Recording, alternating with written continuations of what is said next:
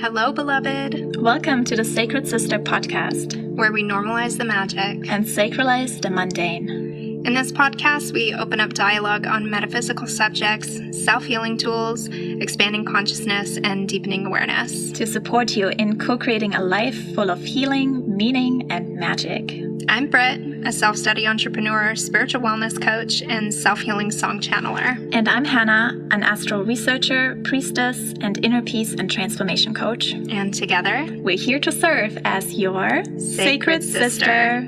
Let's dive in. Hello, beloved, and welcome to another episode of Sacred Sister Podcast. Here we are at the end of Season 2. This is the very last episode of Season 2, and it has been such an honor, such a delight, such a blessing to share this space with you out of all the other places that you could be in the world.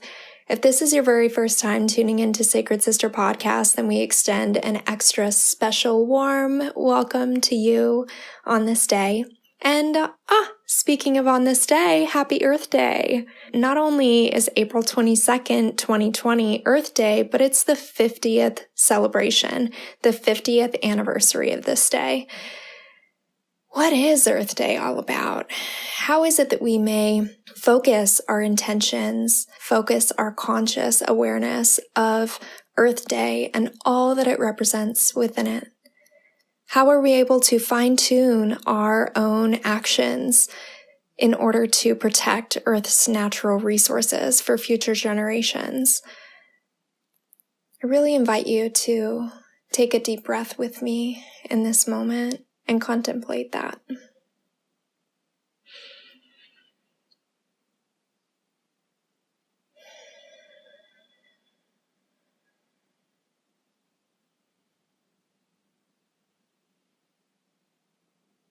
It's not about being perfect every single day, to just wake up and align ourselves with an intention that says, I'm here today. I am walking this planet today. I am walking to become more aligned with my divine purpose and what it is that I'm here to do. How may I walk gently upon this earth today?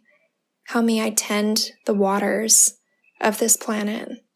How may I enrich the soil? How may I be a little more kind to the earth that is giving me so much abundance? I'm actually inspired to share a song with you if you are looking to connect more deeply with this Sacred Earth Day. And then I'm going to be getting into the deepening of dialogue that we're going to be having with our guests today. But I have not been able to stop listening to this song, and it has been so sacred and so medicinal for me, especially in this quarantined time, just deepening my connection with the earth, spending so much more time just hanging out outside, finding a corner of a park to sit in.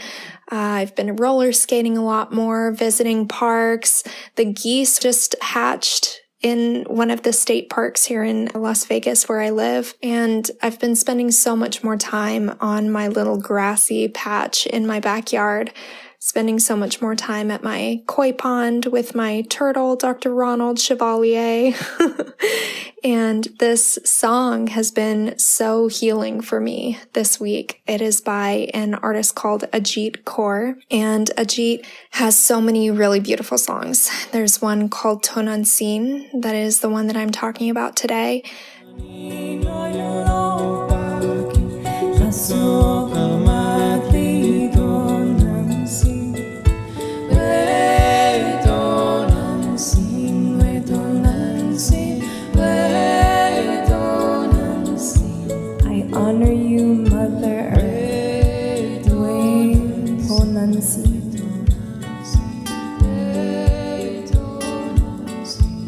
Traditional song from Mexico in the Nahuatl language.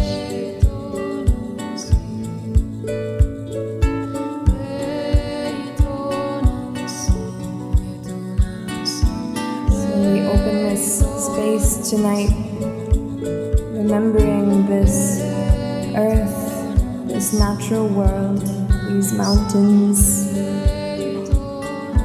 these rivers and oceans that give us so much nourishment, so much abundance. So we invite you to sing with us.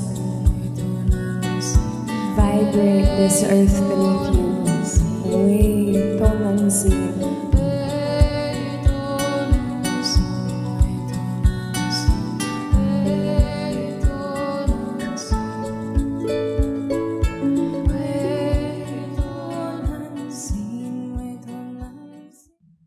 I figured I might as well put a little snippet of the song in, especially that translation. It's so beautiful.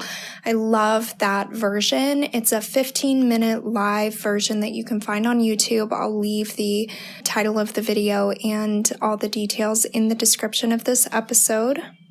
So today we're sitting down with Lacey Burbage. She's the founder of Naturally Modern Life, which is a blog, and she also just launched this really awesome membership program that we're going to be talking about during the episode. She's also got this super cool quiz that she just launched to find out which witch you are, which type of witch. And this has to do with the membership program that she is rolling out depending on which witch type you are looking to connect more deeply with.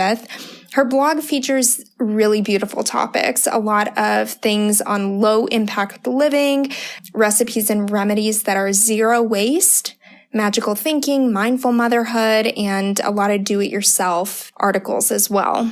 Lacey really specializes in helping people attune to a more zero-waste lifestyle and really start churning the wheels in our minds about the impact that we're making on the earth and what we can do to start curbing our focus, curbing our attention to really start living that aligned life with the earth where we're not, purchasing things that we don't need to that are going to one day end up rotting in a landfill and unable to start deteriorating and becoming one with the soil again. We may think that this is something that we don't necessarily have to deal with, and maybe it's for somebody else to figure out another day, but it's this type of small-minded thinking that is going to really impact future generations. And it's really, really important that we, especially on a day like today, embody this mindset of how may I walk more gently upon the earth and how am I going to be leaving this earth better for the future generations? Can I start looking at every day like it's Earth Day? So I'm going to put out a trigger warning for anyone that was brought up in a household like myself who talk of magic or witches, witchcraft, spells was very frowned upon, and we were raised to believe that these were very, very bad people. Today we're going to be opening up on that wisdom of the witch and actually how demonized these medicine women were in our culture, in history. And we're going to be opening up more on the power and potency that witches actually have in her story that actually doesn't get spoken on as much. I just went to look up the definition of witch on the internet, and it says one that is usually credited with malignant supernatural powers. Looking up malignant, it is causing harm, suffering, distress, deliberately, feeling or showing ill will or hatred. So you can see that we societally still have a very negative connotation associated with this word. We continue to break down that paradigm of these super small-minded, super boxed-in beliefs that are making things a battle, that are making someone good and someone bad. This is more work of the divine feminine that is awakening. We are awakening to our innate power and how much our innate power really makes other people uncomfortable, and how in the future that we are envisioning and the future that we are moving toward, that we are all able to acknowledge the power that is within each and every one of us. And it is through acknowledging this power as individuals and as a collective that we're going to be able to change the future of this planet and change the future of our societies. This is manifestation at its finest, and we are so excited to be opening dialogue on this today. I just want to add that Hannah and I are going to be taking a little break between season 2 and season 3, giving ourselves a big breather. We have so many different projects going on in our 2 businesses, and it's so good for us to be at the end of season 2 and really sit inside of the womb space that is starting to churn for season 3. We're so excited at the guests that we have lined up for you and all the deep dialogue we're going to be opening in the Empress season. So this entire season, we've been focusing on the High Priestess energy. Season 1 was the Magician energy, and we're going to be seeing what season 3, the Empress, is going to be unfolding for us. So you can expect about 6 weeks of a break. We are going to be coming on for a season 3 intro that is going to launch about a week before season 3 comes out. So we will be seeing you early June. Hello, everybody. This is Hannah, and this is the astrology segment for Lacey Burbage. And so this is something that we always do here on Sacred Sister Podcast. We love to look into the astrology of our guests because it shows this energetic blueprint that we all have within ourselves. And it shows how that specific blueprint of our guest manifests itself in their lives. And it's very interesting. It's like a little bit of a deeper insight into the personality of the guest that we're about to interview. And so this one is about Lacey. And let's look into her astrology. So her sun sign is in Aries, conjunct Venus and Mercury. And the sun is in the 2nd house, and Venus and Mercury are in the 3rd house. So, what does that mean? We're going to make this like a very simple way of interpretation. So, the sun sign basically shows us how we shine our light. This is how we express ourselves, just as the star that we are born to be. With the sun in Aries, Lacey is a warrior. That's the archetype of the warrior and the pioneer. And I love how it's conjunct Venus and in the 2nd house, because the 2nd house is this house of earth, very grounding, very deeply connected to sustainability and preservation and conservation. And so Lacey is the warrior of Mother Earth. And at the same time, she's also a pioneer in her knowledge, because the sun is right between the 2nd and 3rd house, and the 3rd house stands for the knowledge and the mind and the way that we're educating. And being a pioneer of knowledge also shows itself in her life as the way she communicates about her passions, and the passion of being the warrior of Mother Earth is different, and she brings in new ideas and new insights and new ways of looking at the data and new ways of having like a different perspective on where we're all heading on this planet, Mother Earth, and how we can really honor her on a deeper level. Her moon is in Gemini, conjunct Jupiter in the 4th house. And I love that because moon in Gemini is the messenger, and the moon shows what is our deepest self. This is usually something that we are showing only when we're very comfortable, but also it shows our inner emotions and our moods and how we flow with life. And with Moon in Gemini, we need to study, we need to learn, we love to be the student of life.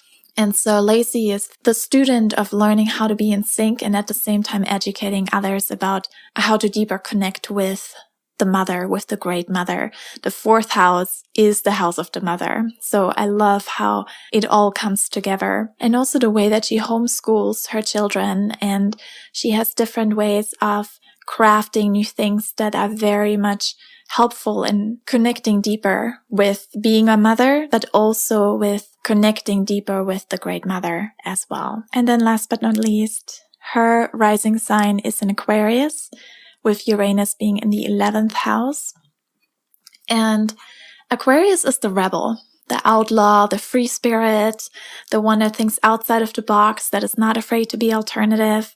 and also the one that is a little bit further ahead, that looks into the future and connects with the future self and the higher self, and really sees life as being a part of the greater picture, being a part of community, noticing how do I affect other people with my actions. And Lacey is very much aware of that. And she's also created a beautiful community of people who are warriors of Mother Earth as well, with her naturally modern blog and Instagram. And that modern part is that Aquarius, because Aquarius loves to find new ways of doing things and sees the future of what is possible. And then the naturally comes from her Aries sun in the house of Taurus with conjunct Venus, that very earthy grounding, but also very much fired up about this subject and very much pioneering new ways of how we can honor and protect Mother Earth and the Great Mother.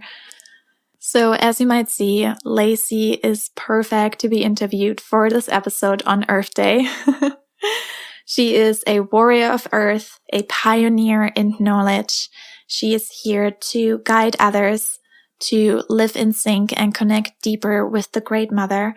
And she is a rebel and revolutionary, finding new ways of how we can come together as community and create the future that is for our highest good. So if this is something that sounds interesting to you, I invite you to check out my website, hannahchristiansen.com, and download your free archetype playbook so you can connect deeper with your archetypes and see how you can really bring those out more in your life and, just like Lacey, truly live them fully and successfully, shining your light as the star that you are born to be. So let's now dive into the episode, and Lacey will be guiding us on a beautiful meditation. So sit back, relax, and enjoy. Oh, sacred sister, a kindred flame, may we light one another. From the ashes rise, oh, we rise. Oh, again.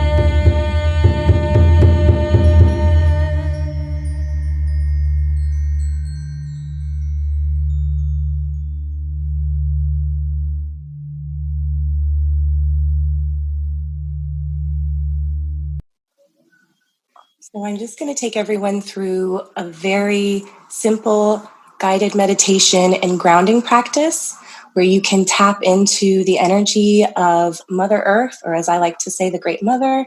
And if you're feeling a little overwhelmed or over anxious, you can exchange that energy. Or if you're feeling low on energy and a little bit lagging, you can refresh your energy from the energy of Mother Earth. So just start by getting comfortable, closing your eyes. If you are able to have access to be outside or open a window, that's always nice to just tap into further.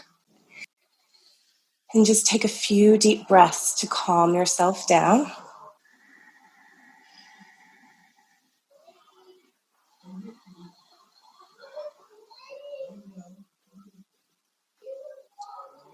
And I like to imagine myself first as a little seed. And you're nice and warm and cozy. You've just been planted into the earth, but you're not too deep and not at the surface yet. And as the rains start to come down and you absorb the nourishment that you need, your roots start to grow. And they trail further and further and deeper into the earth. And as they go deeper and deeper, you get closer and closer to the heart of the Great Mother, until you can feel that energy. You've completely connected with the Great Mother, and your seed begins to sprout. You're growing up towards the sky. You're absorbing the energy from the sun, the element of fire. You're exchanging carbon and oxygen, the element of air. You're absorbing the element of water every time it rains. And you're tapping into the earth energy from the heart of the Great Mother. And you can spend a few minutes here and decide what it is that you need. Do you need to slow down? Are you feeling a little too anxious? You can exchange that energy for something calmer. And if you're feeling a little bit slower and maybe you need that spark, you can absorb that energy from the Great Mother and from all of the elements to nourish your soul. And you can take exactly what you need and as much as you need. But we know that we don't take any more than what we need, because we know that the law of nature is to share.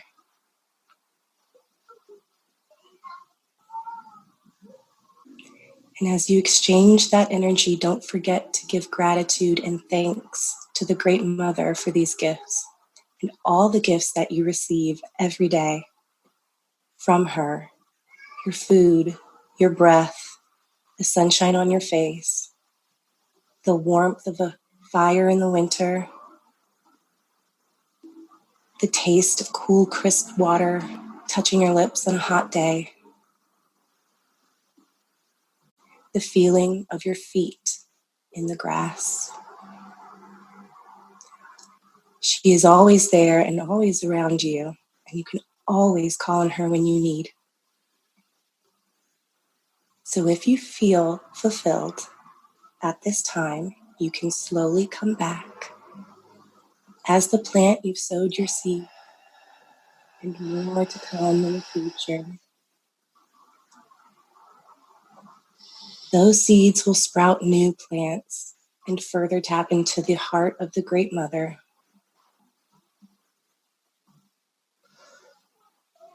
So come back slowly, knowing that you sowed those seeds and they're there when you need them. And when you feel comfortable, you may open your eyes.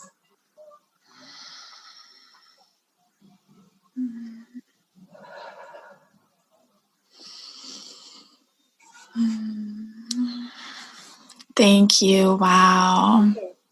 That was beautiful. Ah, wow, what a day. Today is Earth Day. And the very first time when I saw that we're going to have an episode coming out on Earth Day, the immediate thought went to Lacey Burbage, who is here sitting with us. Thank you so much. And welcome to all our listeners all around the world. Today we're going to be talking about the sacred sustainability, low impact, low waste, honoring nature's sacred rhythms. And also, Lacey is a green witch. So we're also going to be talking about what is a witch and what comes with it as living as a witch, and really allowing ourselves to establish that deeper connection to Mother Earth. And this is the last episode of our High Priestess season. And the High Priestess season was all about relationships. And we started out the season with the first episode of the relationship with the self. And we're ending the season now with the relationship with Mother Earth, with the Great Mother. So thank you so much, Lacey, for being here. My pleasure. Thank you for having me. I'm so excited. Yeah, there was one thing that you said, that was a beautiful meditation, but one thing that you said really, really shifted something inside of me, and it really stuck out, that of inviting in that which we need and not taking more than we need. That's such a potent reminder. And have either of you watched the Dark Crystal Age of Resistance? Yes. Oh my gosh. Hannah, have you seen that show? Not yet. No. So I just want to lay this out, especially since this is still during quarantine time, and that sentence that you said in the meditation just opened up the gateways to Thra, which is the realm and the world that the Dark Crystal Age of Resistance story takes place in. And it depicts so beautifully the relationship that the crystal has. The crystal is Thra. The crystal is what gives, what brings harmony and balance to all of Thra's creatures and all nature that circulates in Thra. And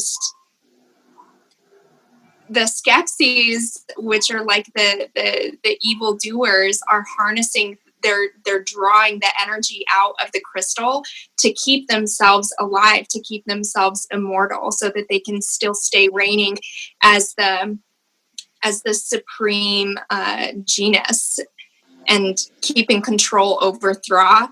And this whole show is, this depiction of coming back to nature, coming back to balance, and this really good versus evil story. So for anyone out there that's really looking to tap into a nature-based, Jim Henson, he does the Muppets, and it's just really, really a beautiful, beautiful series. And I wanted to put that out there because it's such a potent reminder. It's such a good reminder for us to have. For sure. Yes. It's definitely a good one to watch. And,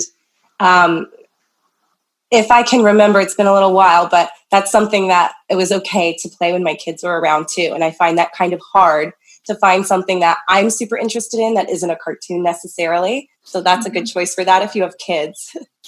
Yes. Exactly. Yeah. It's got themes that are just interesting enough, and especially because it's the Muppets characters, that for children to really be able to tap into those really deep and mature messages that are flowing through it. There are some scary pieces that you can for sure skip over, but overall I think it's a really, really great message, and I have to agree with you. I think it's a great blending of the mature and the themes that children can also grasp onto. So, okay, I had to say that. I was like, am I going to bring it there? Am I going to bring it to the Dark Crystal conversation? But thank you so much for joining us today. I'm so excited, and I have to say, I'm really interested because there's still energetically something inside of me that I think is always this really great little signpost that says that there's something inside of me that wants to further this conversation, to bring it more forward. And it's so inspiring whenever we have guests on that trigger something like this inside of me. So I was mentioning to you just a few minutes ago before we started the interview that I was raised in a really strict born-again Christian household, and we grew up with a very, very strong narrative of witchcraft, of witches, of black magic, and witches only being associated with really dark things, harming people, spells, Ouija boards, a lot of the darker perceptions that people have over this realm. So I would love to open this conversation with you and just ask, what is a witch, and why has the paradigm been built so strong and securely? And what do you feel like is helping us start to come out of that really strong paradigm? Yes, definitely. Well, so the word witch, there's a lot of long history with the etymology that you could get into, but what it really comes down to is the word witch means wise one or wise woman. And so what that essentially meant is that those were typically, and these are European words, so those were typically in old Europe, they were healers. You might have heard them referred to as cunning folk. They typically lived on the edge of the woods and the edge of town because they needed access to different wild medicines. They also would heal people when they had a need, but not unlike some Native American traditions, the idea of medicine wasn't just something you took for an ailment. There was also a spiritual aspect to it. There was also an energetic aspect to it. So similar to that, where you might, the wise one might give you a magic potion, which might actually be a tea, there would be some energy, healing energy put in there, and there would be a lot of intention put into that. So you might have different steps to go along with instead of just take the medicine. Rest. drink water, use different natural energies and elements with this medicine.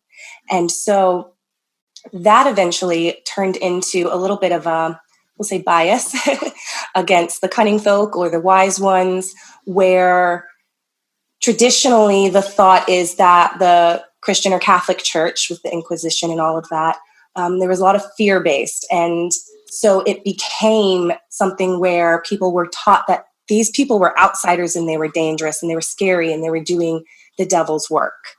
And it was really came either from a place of misunderstanding or a place of maybe wanting to control a population with fear.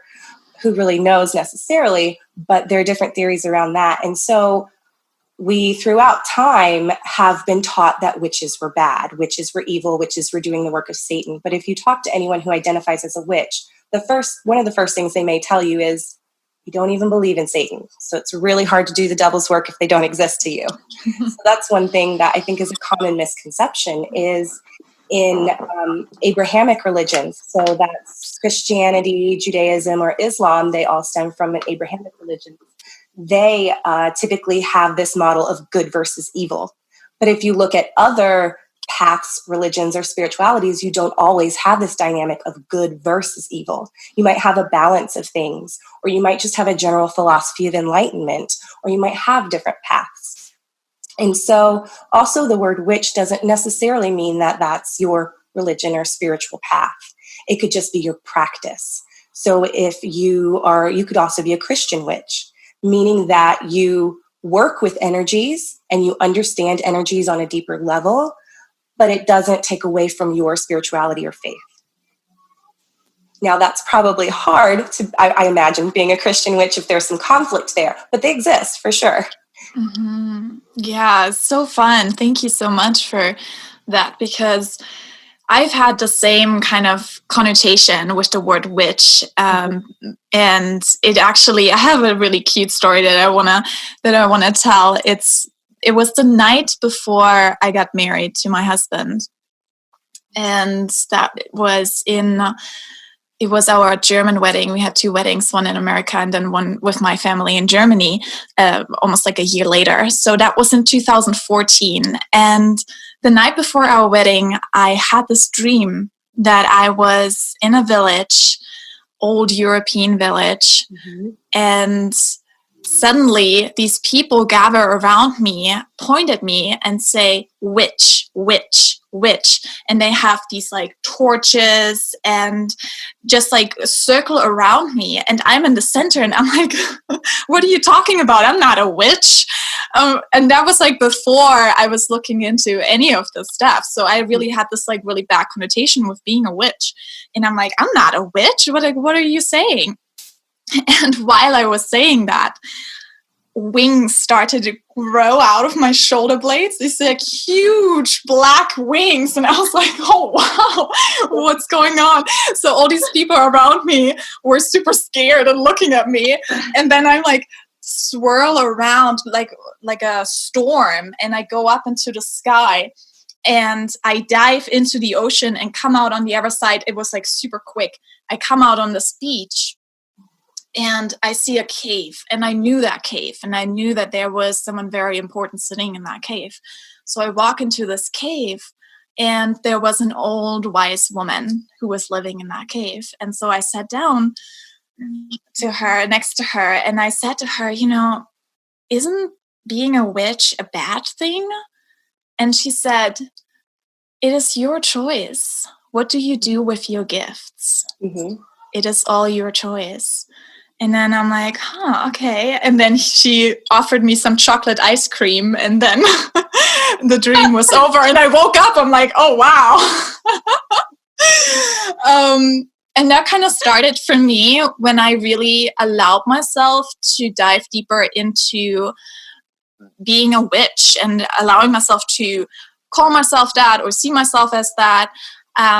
And not having that bad connotation around it. And I started connecting with more people that were in the witch realm. And ultimately, just like you said, it's literally just a wise woman who is in tune with the nature and has an idea of energies and works with with all elements, and it's like, it's actually not a big deal, but it is a beautiful practice of honoring oneself and nature and the divine and all in harmony, and it's funny how it's like this weird connotation that we can still have, but then, we get these dreams or we get these little events that is just like bam in our face, and then we have to shift our paradigms. Definitely, yes. Yes, that's not uncommon, I think, for someone to have sort of that reality check, maybe, I guess we could say, where they've thought one way for so long and then something sort of emerges and all of a sudden they're thinking, oh, maybe I misunderstood this. Maybe this is something worth exploring. We've had such a negative connotation with witch, but like like we've been saying, it's just someone who has a deeper knowledge. And so you could apply any word to that practice, whatever word you're comfortable with. If you want to reclaim the word witch, then by all means go for it. But you could be an energy worker or a healer. You could use any of those words. And I think that it would still apply, that you just have a deeper knowledge of what you're doing, and you're doing it with a deeper intention. Mm-hmm. Yes, and I just recently had another past life memory. When we were at the Conscious Life Expo, there was a medium that was guiding us through past lives. And I had a past life memory that I was in the woods in a little cabin together with my now physical mom and my physical grandma, who were also my mom and grandma, and we were all witches. And my grandma was doing the energetic work. My mom was preparing the herbal medicine, and I was being the maiden, the helper for all of that. And I always thought, oh yeah, that's going to be my next path of what I'm going to step into. But then my mom and my grandma got arrested. These soldiers came in on horses and they arrested them. And I was running into the woods and I had to run away. So that was like my past life memory from that. And then I realized, wow, so my now mom and my grandma were both witches, and I know that they're so intuitively gifted in that, but they both have blocked it out. Mm-hmm. And, we all were raised Catholic. So I think that there are so many more people that were witches in the past, and we've been blocking it out because we don't want it to be true. But now more and more people are awakening to their old self, in a sense, and remember that deep knowledge within. Absolutely. And definitely, especially with the, like we're talking about Earth Day in the environmental community. For the longest time, I talked about environmentalism, and this side of me, I wouldn't say I kept it secret. It just wasn't at the forefront of what I talked about with my community. And one day I sort of just woke up and thought, why not? If this is important, instead of coming from a place of fear, so many years from now, the world is going to end. We're destroying it because of what we're doing. And that is important. I believe climate change and all of that is important topics to speak about. But instead of coming from a place of fear, I thought, what if we came from a place of love? Why aren't we doing these things to preserve the Great Mother because we love her, because it's the right thing to do? And that's what I always did. It was always, they went hand in hand for me. And so one day I woke up and said, I'm just going to talk about it. I was so worried everyone would dislike me for using the word witch. I was so worried about it. And so I made sure to introduce it in the right way and to explain it and, come up with this quiz so that other people could get into it and interact. And, oh, wow, this is really fun. This isn't what I thought it was at all. And it was really well received. And so I think that's where a lot of people are kind of starting to connect those dots, where it's not necessarily, I want to be rich, so I'm going to cast a spell to be rich. We think of magic like this, right? Yeah. But if you're already into the law of attraction or manifestation, you're already doing magic. If you're praying, you're already casting a spell. Someone who might say, I'm doing magic or I'm a witch, just has a deeper knowledge of different energies. So I might do a prayer, light a candle, which you might see in Catholic traditions, to a prayer candle. But you might also light some incense or sprinkle some herbs, or maybe you cleanse that space before you do these things. Maybe you have a specific sacred space that you do these things just to make it more powerful.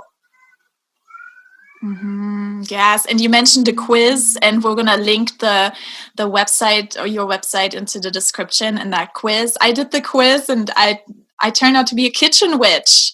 Oh, that's so fun. Yeah, I was really surprised because I wouldn't say that the kitchen is necessarily like my main realm of what I love, but I did agree with all the stuff that it says when I create meals or teas, and every ingredient, even my smoothie in the morning, like every ingredient I put in is like has a certain intention to it.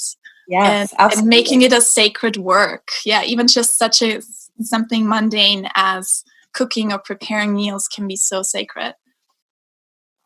Absolutely. And I think I took it last night too. What did you get? I got the Hearth Witch. Oh, I love her. I go between Green Witch and Hearth Witch depending on the season. So in the winter, I'm definitely a Hearth Witch where I want to bring nature inside. And then I'm definitely a Green Witch in the warmer months where I have to be in nature. Yes. Yeah, I was actually really surprised too. I thought I was going to get the Kitchen Witch because I love being in the kitchen. I live in my kitchen. But then it made a lot of sense to me because looking at the description, I loved the description that you put for the hearth, at least, because that was the one that I got. But you look inside of my house and so many elements of nature are in every single room of my house. I definitely gather things and I bring them in. I'm also Cancer rising, so like having my little nooks and crannies and meaningful sacred clutter is my happy place too. Yes. And you just launched, I think, a program called something about sacred space, right? My Sacred Space. And so that very much goes hand in hand with the Hearth Witch, where your whole house is probably sacred. Every nook and cranny is something sacred to you. Absolutely. Every single thing. And I love that you mentioned that. Thank you. Because when I was reading the description last night as well, I was like, wow, how aligned. I love that I'm just taking this quiz and reading all these things just after I released this online course. Yeah. And it was so sacred for me to release something as my first online course with that sort of theme, because that is how sacred that practice of really cultivating and creating a sacred space is in my life. It's like absolutely transformed my life. And it was a really beautiful treat to have that as my very, very, very first offering that I have for people to purchase. It's beautiful. That's exciting too. I'm so excited for you. Thank you. Yeah, I'm really excited too. And I wanted to speak on, just before we went into the environmentalism, the dream that you shared, Hannah. I remember whenever you had that experience at Conscious Life Expo, and I'm happy that you just shared that little dream.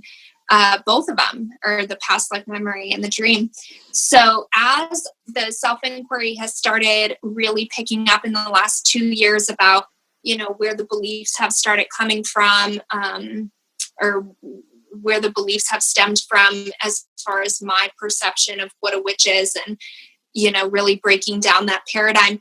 I remember 2 of the earliest dreams that I had, they're actually some of my very first memories of in this human experience when I was probably 3 years and under, because I know it happened in a specific house and I only lived in that house until I was 3.5. So just these ideas of witches being scary. I'm this little girl and I'm on a really, really long, narrow path that's in the middle of a forest, and the trees are very, very high and they arch in towards each other. And I'm just walking this path by myself as a young woman and get to the end of the path and look up in the trees. And there are these 3 very distinct witches in these beautiful gowns and like green robes. And they're all looking down on me. And I remember in the dream always being so fearful and always being so enchanted at the same time. It was like this really great unknown. And growing up, I always had, this proclivity toward magic and toward imaginary friends and toward, just this magical side of life. And it seems like a really perfect full circle experience, that these things that we experience in our earliest times. And I'm curious if, audience listeners right now can start diving back into their own first dreams or first memories, or the type of childhood that they had, whether it was like imbibed with a specific kind of magic, if that can be one of the really beautiful ways that you start bringing it back into your life now as an adult. Absolutely. And peeling back those layers. Yeah. And anything that, there's not really a rule book. I think, especially if you're just beginning and getting into it. I know for me, when I first started, I was like 12 years old. So it was quite a while ago. I was taking all these, witchcraft books to sleepovers, and my friends were getting in so much trouble. You were the friend that I would get grounded from. Getting all my friends in trouble. But I remember, thinking that I couldn't witch without a book of shadows. I couldn't witch without a cauldron. I couldn't witch without a wand. I had to have a broom. I had to read, especially if you dive into like Wiccan traditions. They're often, especially traditional Wicca has a more strict set of rules where this it coordinates on this side of the altar because it's female, and this coordinates on this side of the altar because it's male. And I thought I had to follow these rules. But what I would say mostly is do what feels good, do what feels right, because that's when you're going to be your most powerful, your most energetic, and be able to sort of flow with that. Energy doesn't ever stop. You can't stop it. It just transfers. And so you have to think of it as a flow. And it really just depends on how do you flow best. Mm-hmm. Yeah, and I love that you mentioned that with the traditions and the rules. And I feel like there is a beauty about following certain traditions, especially when you just start out with something, because I know for myself, if I were to just start out priestessing and be like, where do I even start? And we went to priestess school together. So we've learned certain rules and traditions from that. And as soon as we build this foundation for ourselves, from that on, we can naturally flow into wherever we want. But I feel like first learn the rules and then break them. It just shows in so many different levels in our lives. If that's like when we learn something, if we want to know how to paint or do art or create or craft or cook, first we go by the recipe, first we go by the rules, and then after a while when we feel really good with it, then we just go out and break and be free and allow the energy to flow. Yeah, definitely. It's sort of like having a template. Yes. But you might take that template and you might switch out the colors so that they work for you, or the pictures so that works for you. You have this template, but you do what works for you. Mm-hmm. And it's good to have a starting point because, like you said, I definitely don't think that I would have any idea of where to have started. I was 12 years old and my mom got 2 books from Barnes & Noble, and I promptly swiped them from her. And the first one, I think something along the lines of The Complete Idiot's Guide to Wicca, or do you remember those books that were like, wow. Guy? Right? It was really like an interesting one, but it was very thorough on the basics. And so it was a great place to start. And then the other one, I believe, was called, I still have it, but I have to pull it up to try to remember exactly what it's called, but something to the effect of Every Woman a Witch. And that one just spoke so deeply to my soul because it really spoke to being a witch was really about being intuitive. And I think with women and tapping into that divine energy, that divine female energy and our emotions, and being able to allow that to happen where we might have felt suppressed, where we couldn't for so long, that's a big part of our intuition. If we smell a flower and it brings in a certain emotion, then that's part of your intuition. And we shouldn't try to stomp that down. That's something that we need to embrace because that's part of our magic. Yes. And I feel like in this society, we've been so trained of overpowering our intuition and our emotions with the mind. Yeah. And be like, oh no, think positive, or think that, or, oh, I shouldn't feel that way, or I shouldn't make these assumptions or feel into this or tune into that. And at the same time, it's like, we all have like a certain gut feeling. We all have a certain intuitive feeling, and we do not have to try to deny that with the logical mind at all times. Obviously, the balance is important, right? And our intuition can be still wrong, but still being able to allow both of them to be there and have their space and being honored. And I feel like that's such a beautiful way of also looking at society and what is going on right now, because the mind is air, it's masculine, and the intuition is water, it's soul, it's feminine. So we've been literally taught to overpower our soul through the mind. So we've been taught to overpower our feminine with our masculine energies. And we see that all over the world, this is where we live, in the patriarchy, where literally the masculine is overpowering the feminine, and where we also as human beings are overpowering Mother Nature, which is also feminine. And now I feel that so deeply, and especially, we're recording this during this quarantine time, where we see how Mother Earth is healing so quickly. As soon as we let go of that masculine energy of always doing, active, putting so much energy out, and just getting to this place where we allow ourselves to rest and reflect and just be, from doing to being. And we see how much and how quickly the balance comes back into our environment and into Mother Earth. Absolutely, yes. We've been trained for so long to control, to try to control things, and to, I'm okay if I can control this. I won't get anxious if I can control this, but we still get anxious, right? Because we can't control things. So we've been trained to try to control things when really what we need to do is work with or flow with. Mm-hmm. And you see that a lot, especially for me when I look at modern agriculture, where we try to control nature. We want nature to do this. But if you look at permaculture, or you even look at practices from our ancient Neolithic earliest ancestors, where they were just starting to learn, they were still hunters and gatherers, but they were just starting to grow things. Or we even look at indigenous cultures today who still know those practices and still work with nature instead of against. That, in that respect, it's a sustainable practice. You can work with nature. You can cultivate the land without taking from it or destroying it.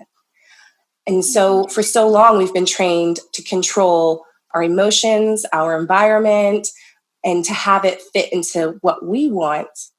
And what we really need to do, it's not necessarily the idea, for me, I think it's not the idea of survival of the fittest, it's survival of symbiosis. The species that will survive are the ones that learn to thrive together and work together. Exactly, yes. Yes. And I just had to think about the cockroach because the cockroach can literally survive through anything, but it's because it also always figures out how to be in flow with its environment. Adaptable, yes. Yeah. Yes. So fun. It's interesting to think of these, especially coming from, I guess, like a more green witch perspective. It's interesting to think of these creatures that not many people favor, but they have their place. And I think that's a big part of it, is understanding that I don't necessarily want a spider crawling on me, but I have deep respect and appreciation for that creature. And I know that it has its place. Yes. And Brittany has a spider tattoo. I know. You just said about a spider crawling on me, and I was like, I have a spider. There you go. Yeah, I really feel you with acknowledging the places of these animals, even though we don't have a huge fondness of them. We have a fondness of their place, right? And their help for us to keep this symbiotic flow in nature. It's been a really interesting time. I haven't been entering as big of dialogue like this during the quarantine time, so this is really refreshing for me. And I have been really curious how we're going to come out of this time. It seems like such a potent piece of medicine that we never knew that we always needed, with taking a step back and taking a step back from the conviction that we have that business needs to go on as usual, that there is no other way than a highly performing society at all times. There are no breaks. There is no time to take breaks. And then something like this happens. Right. And I've been feeling so deeply that like Mercury retrograde was coming to an end. We all knew that 2020 was going to be a huge wake up year. And I felt like universe was just like, okay, Mercury retrograde, that introspective time has come to a halt for the first season of the year. But you guys still have more introspection to do. You have more deep diving to do. And I just like would see this cosmic hand kind of like waving COVID-19 into, the lands, and us having this quarantine time to go even more deeply within and to bring even more people to their quiet spaces, or at least having room and having time and having space to contemplate whether it's time to have that quiet space or have that, time to go within. Because I know that everyone's handling this time really, really differently. So it's just been a really fascinating thing. And I love the articles that are coming out about the blue skies in LA and the birds coming back to Wuhan, the dolphins coming into the canals in Italy, and, just the transformation that we're seeing. Yeah, those healing benefits that are happening when humans aren't getting in the way as much. And I'm really curious to know like what sort of steps that we're going to choose to take to at least allow some of the balance to be in there. I'm curious if we're going to make those decisions. Mm-hmm. Definitely. I think there's a lot of systems that we're now realizing were broken for a long, long time. Mm-hmm. And it's taken something very drastic and dramatic like this for a lot of us to wake up and realize, wow, these systems weren't so great to begin with. Wow, they were flawed. And also the idea, I'm glad that many of us get the opportunity to slow down. Yeah. Because I don't love the idea of glamorizing the hustle. I'm a big fan of slowing down as much as possible. And it reminds me of a quote that I like. I'll have to look up who actually said it, but nature is never in a rush, or nature is never in a hurry, yet everything gets done. Yes, I love that quote. It's on the yogi tea. Sometimes when I get the yogi tea, I see it. I'm like, I put it on my little altar thing too. Yes, I do that anytime I get a little, Yes, and it's so true. And this hustle and bustle, it has been, just as you were saying, it has been glamorized, like, oh, how are you doing? Oh, I'm keeping busy. I'm busy. And it's like a good thing, especially like Britt and I were in the modeling industry. That's where we met. And whenever you meet someone there, I feel like it's like the number one thing that they say, oh yeah, I'm busy. And it's like good thing when you're busy, because it means that you're getting a lot of jobs and you're booking a lot. And it's such a different shift now, because especially in that industry now too, and in many industries, there is no jobs right now. And we really have to slow down and find a way to, okay, how can I still be okay, and how can I still be at peace, even though there's so much uncertainty? I think a lot of people are coming to their own truths. I was just talking to my neighbor yesterday how I think a lot of people are realizing too, living with their partner now at home full time, coming to realize a lot of these things that are coming up that may have been pushed under the rug for a long time, and you were able to kind of like just coexist together because everybody was doing their job, and on the weekend you were going out and partying and doing keeping it busy. But now you have to slow down, and now all this truth is coming out, and all this like inner, all the secrets, all the inner tensions, everything is coming out to the surface, and we have to now sit with it and allow it to flow through us. I know some of us are like, what do we do with ourselves? We've got more time on our hands than we're used to. It's not super different for me. I'm working from home and schooling my children from home. We're almost always home. So it's not been that difficult for me. But even, something as small as being able to just run to the store or something like that, so much that I've taken for granted. And so I've been really inspired by seeing a lot of my friends on Instagram asking what people are grateful for. And I feel like if you would have asked that same question maybe this time last year, the answers would have been different. Yes. And I remember when it started, when the national emergency was being called out, and I went to the store, and it was shocking because the shelves were empty. There were no fruits or vegetables. Pastas were gone. A lot of the frozen fruits even were gone, frozen stuff. And I literally whole shelves were empty, and I'm like, wow, that just was such a great reality check to be so grateful that we have this ability here in this modernized Western world that we can just at any time go to the store and pick up our foods, or go to the market and pick up our foods. And that made me actually realize again that we are so dependent on other people providing us with food, and it's really part of my passion to start growing at least some of my own foods, to bringing in that self-sustainability more into my life, and starting to find ways to at least learn, okay, how can I even grow on my own? Because I was thinking to myself, okay, so what if we don't have stores and we have to figure out how to survive now? What would we do when I don't even I've tried already a few times to grow, from a lettuce, or grow a tree from an orange seed or whatever, but I get to the sprout point, but then that's it, then they die. So I'm like, oh my gosh, I wouldn't even know how to start with the growing.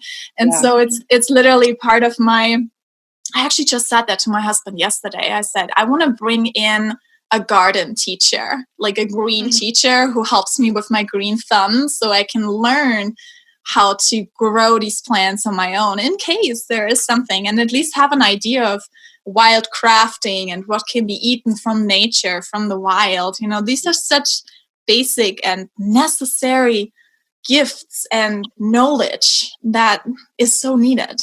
This is something that I'm calling in. Definitely. And see, you are a kitchen witch. Yeah.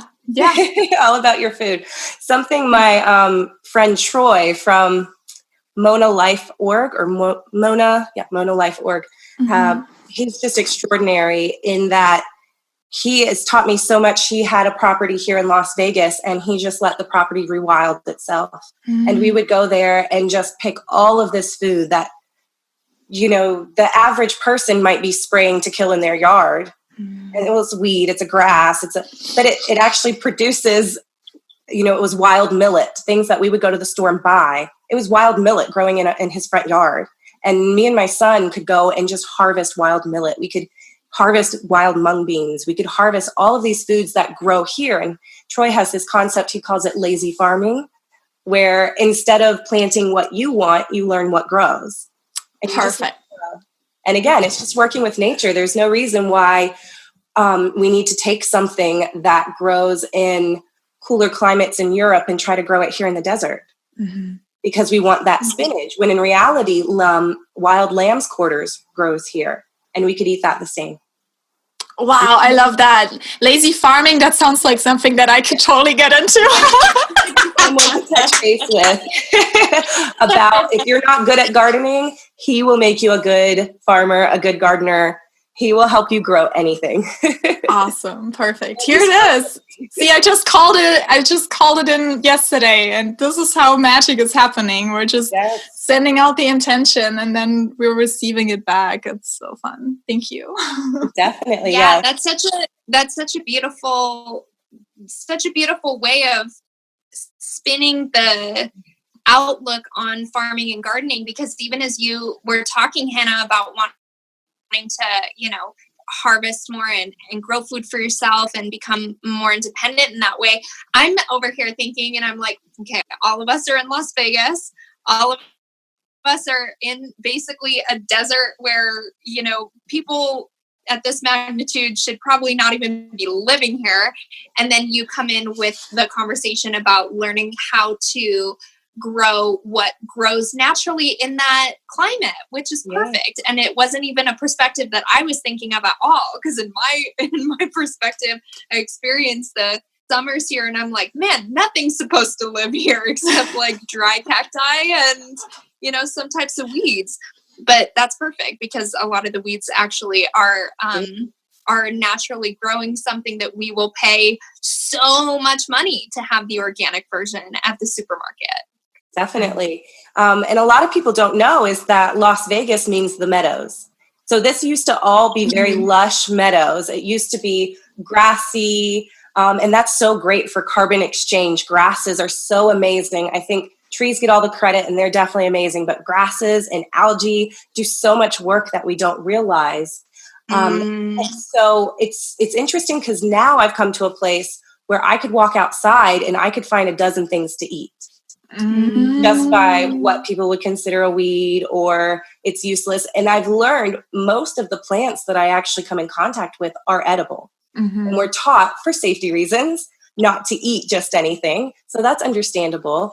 But we end up losing the idea that we can eat things that are growing right outside our door. Yes, I remember when I was a kid and I grew up in Germany, so everything was lush and green and foresty, and I would just go out and just eat leaves. Right. And and I remember even my mom, like when she would make a salad, I would just take the lettuce beforehand and just eat it raw, and she's like, I didn't even put the dressing on yet. And I'm like, I don't want the dressing, I just want the leaves. Yeah. My son does that now. And I think that's something, maybe even an instinct or an intuition where we want it and we at least want to experience it in its complete natural state. It might not be our favorite forever to eat a piece of lettuce as is, but you won't know what it tastes like unless you eat it. Because you're just going to taste the dressing if you just have it in dressing. Yes, and I think a lot of times we're also taught that cooking has to be just this like big meal of something, and it is like it takes a lot of work, and it needs to be put together in a certain way with a yummy sauce and all of that stuff, which is delicious, and I love that way of eating for sure.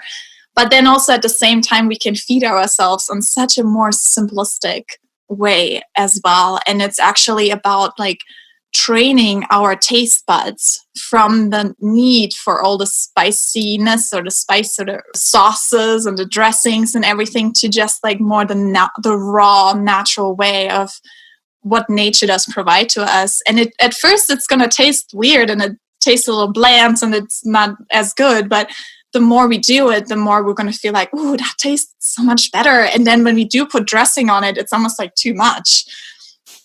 Right. You're going to taste all of the flavors. You're going to be able to, it's almost like you have a stone, this particular gemstone or crystal calls to you. And so you learn that energy. And then another one calls to you and you learn that energy. It's the same with our food and flavors. All of our food has medicinal purposes. All of our food has energy. All of it is magical. So we might think of, I'm going to create a tea for healing and I'm going to use thyme in that tea. There's no difference for you using thyme in your dish for healing. You can eat garlic just the same as you can create fermented honey as a remedy. Eating garlic in your food produces the same thing. And learning each of those energies or flavors separately is going to have a huge impact in how you cook and how you interpret them, and if you use them in healing, if you decide to grow them. And even so, touching back on growing, people lived here before colonization, before we were here, and they ate, they had to hunt and gather and grow. And so it was really when we came along and started to not be as kind to the land and really over-harvest and so many things and destroy our soils that now we're left with this desert that's no longer the meadows. Now it's just dry desert, not unlike the Dust Bowl in certain areas and where it's just been depleted. we have here in the gardens a lot of rocks always, like, you know, the backyard is full of rocks, and I actually love it when these little grasses are coming out, and at times we have like the whole backyard could be like full of grass, and I said to my husband, just leave it, I think it's so beautiful. But from our HOA, we actually, especially in the front yard, we have to take out the weeds, and every time I do that I feel so sad, and I'm like, I wish I would know. And I'm going to talk to you more about this, Lacey, because I want to learn all about it. Because every time I get this message in my mind, like, oh, I wish I would know what to do with these right now. Because I know that there is more that we can do with it and not just throwing them into the trash. And what would you say for someone that says, okay, I want to start producing less trash? What would you say as would be like some guiding steps to get started? The first thing you should do that's going to make the biggest difference is compost all of your food scraps. That's going to make the biggest difference. And you can compost wherever you are. I'm in an apartment and I have a little compost on my balcony. We also have a CSA that sometimes will take our compost and she'll feed it to her chickens. Although right now she's not taking anything. So we're just composting on our back. And then I've actually taken our compost from the last year and now have created raised beds that I'm growing all of our stuff in. So that's been really a fun experience to take all of our food scraps for a year and have it turn into dirt, turn into this amazing fertile compost that I can then grow food for the next year. That is so fun. But how do you make a compost for someone who is, for example, in an apartment? Is there a way to do that too? Yes. So it might depend on your apartment regulations. So for ours, they don't want anything that would appear to be storage out on the balcony or anything like that, which makes sense. You know, only like yard furniture or plants, things like that. So what I did is I took a storage bench, which you might see for someone who has like a pool. They would, you know, store their pool equipment inside.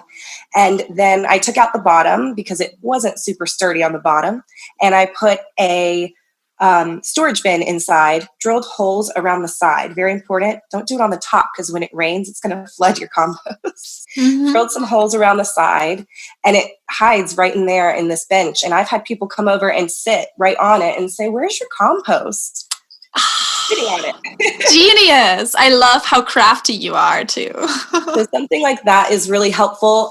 If you are able to, you can invest in it and you have the space. The ones that roll and tumble, those are going to be your easiest ones. It's a little bit of hard labor to get in there with a shovel and mix it up on the balcony. But, you know, I do it. Sometimes I have 2 storage bins. Sometimes I just have 1. So that way when one is, you know, okay, this one needs to cook a little bit, I can still use the other one.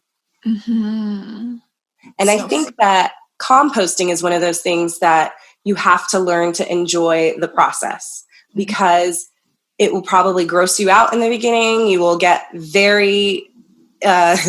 you'll get to know things you never wanted to get to know, things that wiggle and things, you know, we were talking about creatures that not everyone's fond of. You know, that's part of composting. It doesn't necessarily mean that you need to have housefly larvae in there. There are reasons why that appears. And then, you know, okay, if I have this, then I need to do that. Or if I have that, then I need to do this. It's part of learning. So you really have to learn to love the process of composting. And you basically create a whole new universe for a new life to live there. Yeah, it's beautiful. Same concept of learning to work with nature. You have to speak that language and you're not going to be born speaking that language. You're going to have to learn it. All of us have to learn whatever language our parents speak, right? We have to remember the language of nature. It's about relearning it because I think instinctively we do speak that language, but other things crowd it out. And so we have to relearn it. So you would say compost. Is there another thing that you would say would help with low waste? Compost. So the top 3 that I consider will lower your impact on the planet. We'll say that. Compost, driving less, and eating less meat definitely will help, especially if you're in the habit of eating like factory farmed meat. There's definitely regenerative agriculture and things where there are great practices that work together. But I think those 3 reduce your carbon footprint the most. And I think they're relatively easy to implement if you can. Composting is something that is relatively easy to implement. I think many of us could probably be a little bit more mindful of where we're driving. So let's say instead of making multiple trips, we plan it out so that we're making one trip with multiple stops. And also Meatless Monday, or however you want to reduce your consumption of animal products in general. Mm-hmm. Thank you for sharing that. And we were talking about, connecting to the Great Mother and to Source. And I've gotten a download that the more that we eat from nature, from Source, the deeper we are connected to Source. Absolutely. So even when we are on a spiritual journey where you say, I want to connect deeper with Source, I want to connect deeper with that inner peace, with that calmness inside, with being in flow with cycles and nature, to allow myself to eat from Source without it being processed through many, many different ways and factories and all of that. It actually helps us to connect more with it, because we are what we eat. Yeah, absolutely. You're directly absorbing that energy. And then once it gets processed, I feel like that energy is no longer there. Once it's been processed so many times, it's almost like it's dead now. Mm-hmm. It's no longer a living being. When you're eating that lettuce, that leaf of lettuce that you loved so much as a child, you're absorbing that energy of that living food, eating food that's alive instead of eating food that's dead. Mm-hmm. And it's so much about, allowing ourselves to bring more of that life into our world and allowing ourselves to be more green. Let it all grow. I love how your meditation was about the seed and allowing ourselves to blossom and really go into this beautiful plant and seeing ourselves as a plant, because we do need oxygen, we need sunshine, we need, all the things that plants need too, ultimately. Yeah. I think I've seen a meme that says we're basically just complicated houseplants, or houseplants with emotions. Yes. I'm really curious to go into some of the different types of witches that we've been talking about here. You have your quiz where you're depicting different types of witches, and I'm curious if you can open up that bag a little bit more and let us know what are some of the different types of witches. Do they share common beliefs? What are some beliefs that differ among different types?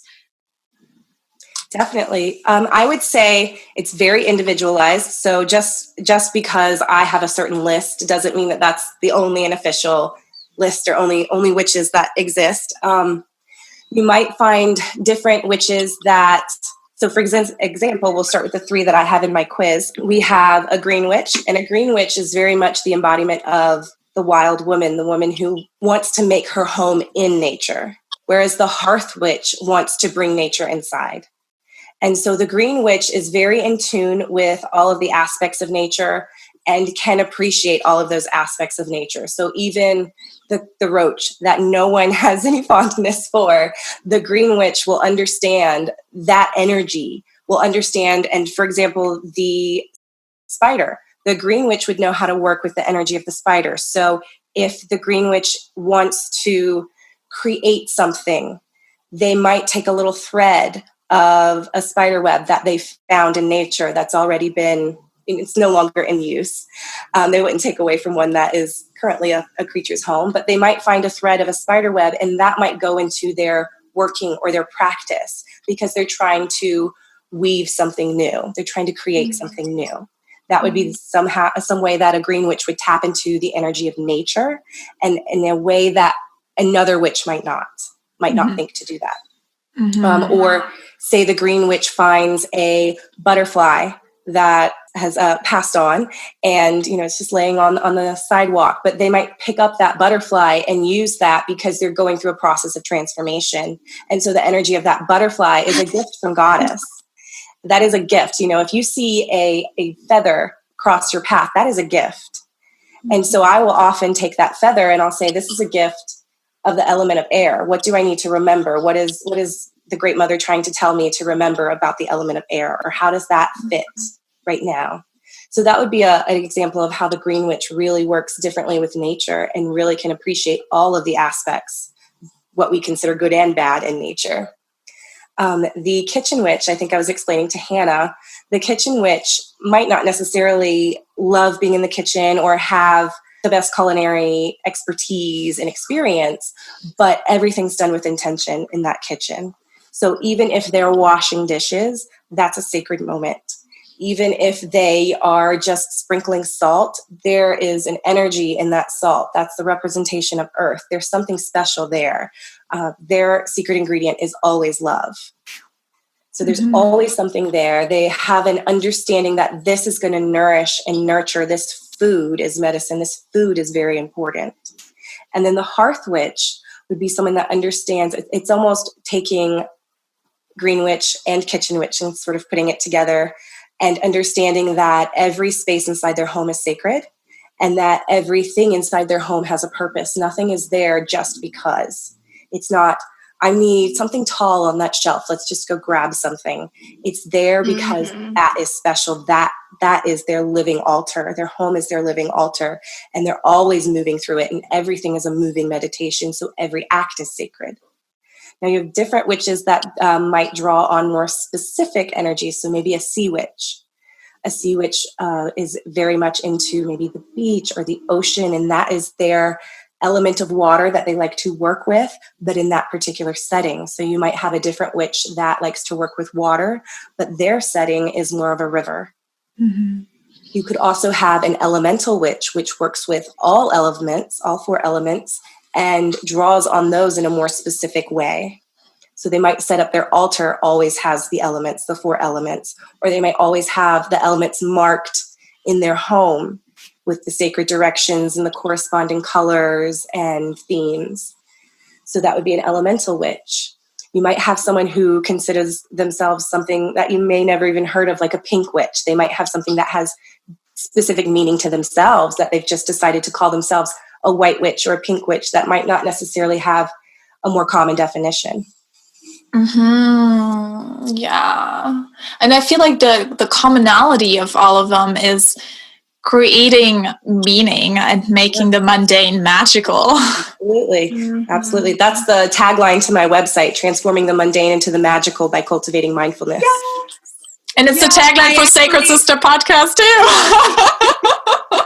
Yeah, I copy and pasted that. It was mentioned in the Hearth Witch description too, and I copy and pasted it into my notes to mention that it was so perfect that you had that as a tagline of your whole business, because that's exactly what the messaging is here as well. Oh, wonderful. I brought a moth into my house after it had passed at this job that I was at in Utah a few years ago, and I was experiencing immense transformation in my life, and different moths were actually getting caught in my sunroom in my house too, that I would have to guide out. So this messaging of the moth was coming in, and that was my first totem animal that I really started working with, because I started noticing it kept happening, and I was like, oh my gosh, I've never really started tapping into the animal medicine, or even had to look up what totem even meant, because it was such a foreign concept to me. And after a while, it was so apparent that this moth energy was reaching out to me that I looked down at this job and I saw this moth shaking at my feet, and it was wild because it looked like it was alive, and it looked like it was dying, and that it was troubled. And I had all the people around me come and look at it too. And, everyone was like, oh, it's dying, like, leave it alone. And, I had in mind that I would bring it home with me. But when I went to pick it up to transport it, it was actually hollow inside. Oh, wow. So it had already passed, and it seemed like it was reaching out to me even more, like vibrating right next to me, like, I am yours. So right whenever you were talking about the green witch, I was going to go and grab my moth to say like, oh, this. And then you said things like butterflies to talk about great times of transformation in your life might start to appear. Such a beautiful, beautiful thing. Actually, a lot of stuff in this conversation I've been about to talk on, and then one of you speaks on it. So I'm just like, okay, never mind. Yes, and I was actually going to say, Britt, you have to tell your moth story. But I also feel like with butterfly and moth, I feel like it's like a transformation. Like with the butterfly, it's a transformation towards the light, because butterflies are out in the day. And then with the moth, it's like more a transformation towards the darkness of life, towards more the feminine, the mystical realm. Yeah. Exactly. Great way to look at it. And it's so fun to see life like that. This is really what, I always tell my clients too, is when they ask, okay, how do I connect with my spirit guides? How do I connect with life? And I said, life is communicating with us all the time. And this is why in my planners, I write these things in like animals, plants, minerals. What do you notice? What are the number sequences that you see? What are the little symbols that you see? Because all of these things do have meaning, because we have so many millions of bits of information that we receive throughout the day. And our brain or our mind is choosing consciously which one of these are being filtered in and which one do we notice.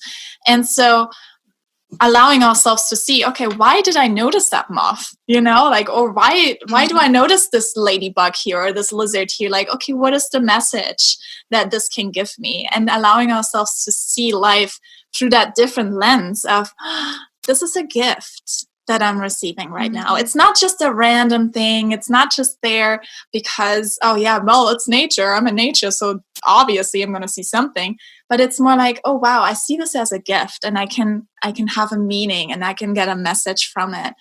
And take that even deeper whenever you start really inviting that idea of, oh, yeah, hundreds of millions of bits of information are coming in. And the things that are pointed out to me, those are the things that have meaning, because they're at the surface of my mind. I'm tied to these ideas or to these colors or to these objects or to these, whatever it is.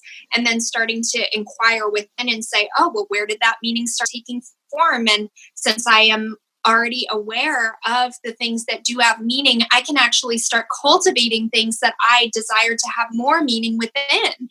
And it's that shifting in the perspective, not saying, I love how you mentioned, Hannah, about how people say, how do I get more in touch with nature? But it's that shifting of perspective that says, oh yeah, nature is all around me at all times. And it's actually me that has to do the shifting, not that, the world is going to start bending around me and starting to, reach out and talk to me in weird ways, but that I'm going to have to start initiating the phase of change in my own life. Mm-hmm. And in our priestess training, do you remember that little poem that we received in our priestess training? And I just love this poem, and I have sent it already to so many clients of mine. And I don't really, do you remember the name of it? Which poem do you remember? Okay, so it was basically a poem of a priestess who was being initiated. And she was going out into nature, and she was going to connect with the goddess. And she put the 4 elemental stones around her. I don't remember, but I think I have it. I usually have it in the drawer right over here in my book, but I don't right now. But I remember it. It was a story or a poem, but you could almost reenact it yourself in a ritual or in a meditation. You could go out in nature. You could place the elemental stones around you. Yes, and the point of it was she did all the rules. She followed all the rules and made that ritual. And she was like so much seeking a message. Mm-hmm. And she didn't receive anything. So she went to her high priestess and she said, I did everything that I was supposed to do, but I didn't receive any message. Like the goddess didn't talk to me. And the high priestess says, yes, she did. The butterfly that came onto your face that you just brushed away. That was her giving you a message. The wolf that was howling at night, that was her. The little bird that was coming out of an egg, that was the miracle that she showed to you, the miracle of life. And ultimately, it all came down to, yes, she was communicating to you all the time. You just didn't listen. Yes. It's like learning another language. You have to put in the work, right? You have to study. You have to start to shift your mind into maybe that culture or the way they express their thoughts or the way they pronounce things. You have to learn it and you have to be open to it. And same with communicating with nature and with Goddess, you have to learn it, or you have to at least be open to receiving that message. And like we were saying, changing your mindset or shifting that perspective, where I can remember when I was trying to get pregnant with my first son and I was walking my dog and it was a sort of windy day and a bird's nest just fell like right out of the sky. From, I guess I'm assuming from a tree from above, but just to me fell right out of the sky, and I was trying to get pregnant and I thought, Goddess is telling me something. There's something here. You don't get a bird's nest fall out of the sky for nothing. Mm-hmm. But the average person who might not have been open to receiving that message might have just thought, oh, wow, a bird's nest. How cool, and kept walking. Yeah. That bird's nest, I still have it. It's always on my altar. Every spring, I still have it. It's very, very important to me because that was a gift. I love that so much.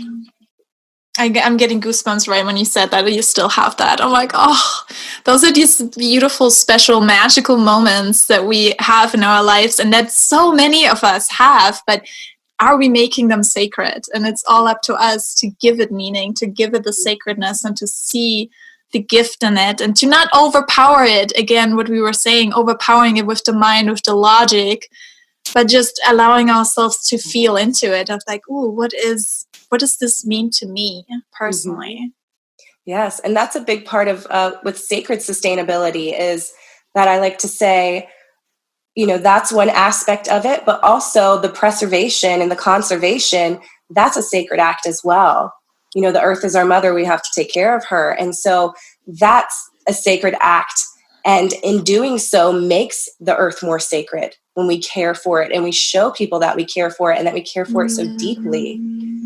Instead of spending time trying to convince someone our house is on fire, this is happening, this is going to happen, and we're scared and coming from a place of fear, it felt better for me. It worked better for me. It flowed easier for me to explain that this is sacred. This is a sacred act, and the things that we are doing enhance the sanctity of Mother Earth. Mm-hmm.